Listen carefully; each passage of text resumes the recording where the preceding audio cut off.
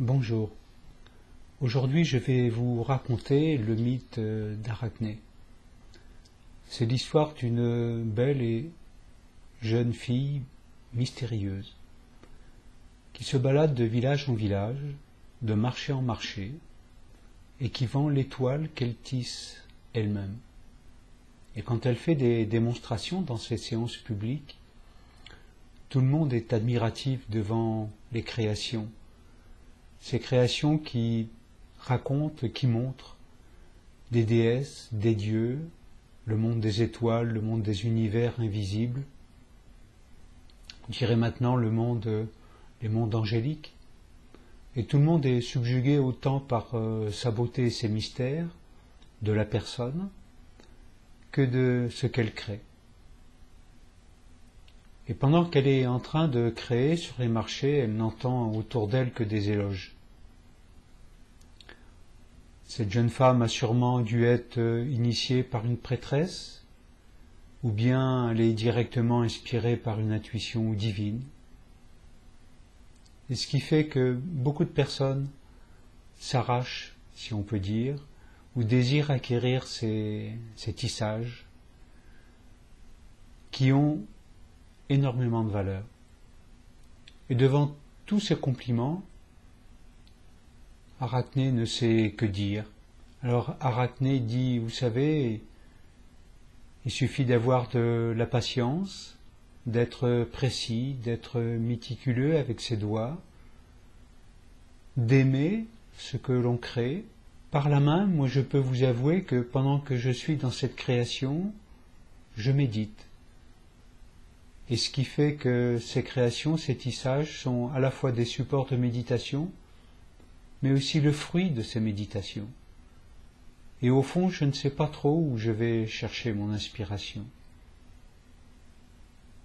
Et pendant qu'Arachné dit ça, humblement devant toutes les autres personnes qui sont en admiration devant ses œuvres, dans un autre monde,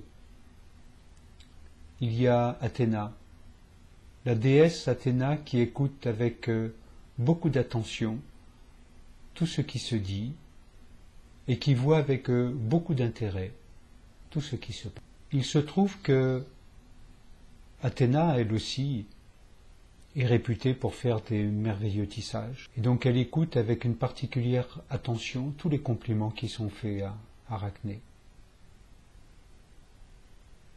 Et elle observe qu'au fur et à mesure que les compliments deviennent de plus en plus importants, de plus en plus élogieux, Arachné apporte des réponses avec de plus en plus de fierté, voire même Athéna détecte dans ses réponses quelques pointes d'orgueil.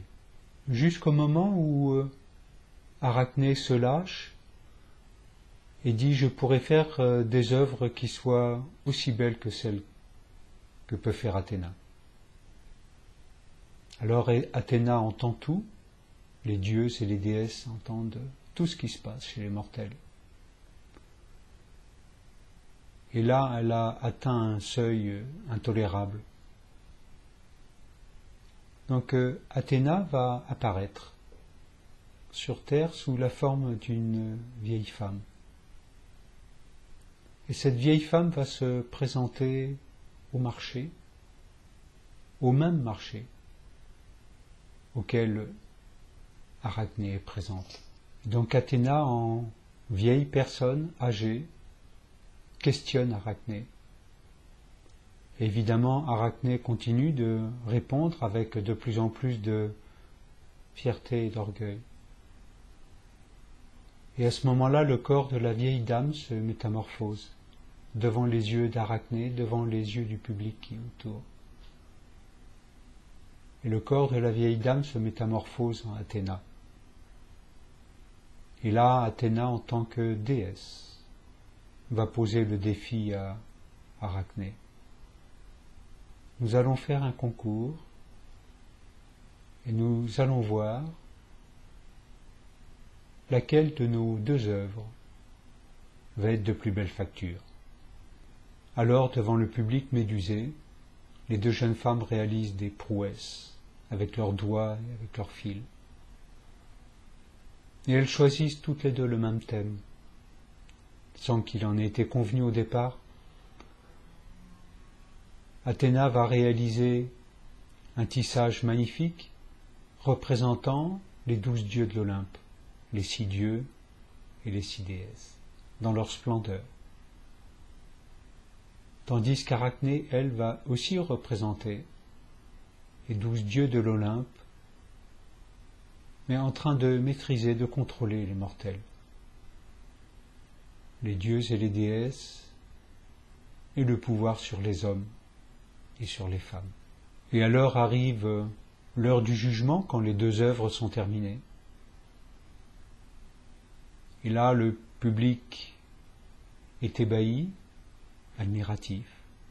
En fait, personne dans le public ne saurait choisir entre l'une et l'autre œuvre, celle de la déesse et celle de la mortelle. Et alors que le public officiellement déclare que les 2 œuvres sont d'égale valeur, Athéna va rentrer dans une grande colère, et elle va accuser les mortels de ne pas être capables de distinguer la différence, même subtile, entre une œuvre divine et une œuvre de mortel, quelle que soit la qualité de la créativité de la mortelle, en l'occurrence Arachné. Et devant la colère d'Athéna, Arachné s'est enfuie. Elle est partie en courant, elle a eu peur de cette colère du courroux de la déesse, comme si elle l'avait aussi sentie par sa propre intuition.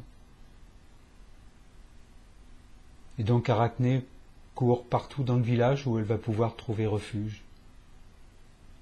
Et au bout d'un moment, elle va arriver dans une vieille grange complètement abandonnée.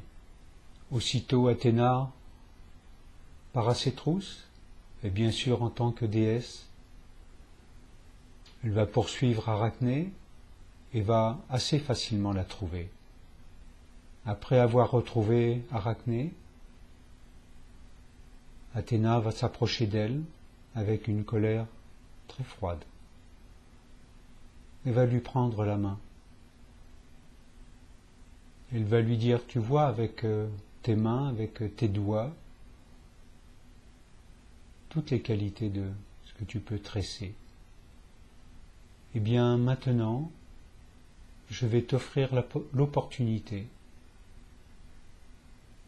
de pouvoir faire tout ça dans ton existence. Et au fur et à mesure où Athéna s'adresse à Arachné, le corps d'Arachné se métamorphose. Bientôt, ses mains, ses bras, ses jambes deviennent des pattes velues. Son corps commence à se métamorphoser. Bientôt son corps a 8 pattes. Bientôt tout son corps est velu. Et bientôt le corps d'Arachné est devenu entièrement le corps d'une araignée. Une énorme araignée, voilà, qu'il va aller se lever contre une poutre sous le toit de la grange abandonnée. Et là, Athéna va lui jeter un sort et va lui dire que tous tes cheveux deviennent des fils empoisonnés et qu'ils te suivront durant tout ton destin. Ainsi, j'ai dit. Depuis, même si peu de personnes le savent, Arachné continue de vivre dans un corps d'araignée et continue à imperceptiblement, en permanence, tisser d'étoiles aux formes géométriques parfaites, d'étoiles qui sont des représentations du cosmos. Et ainsi en va la vie. Merci. Cette présentation d'Arachné est extraite de mon livre Animal de cœur, où j'y évoque la symbolique très intéressante de l'araignée.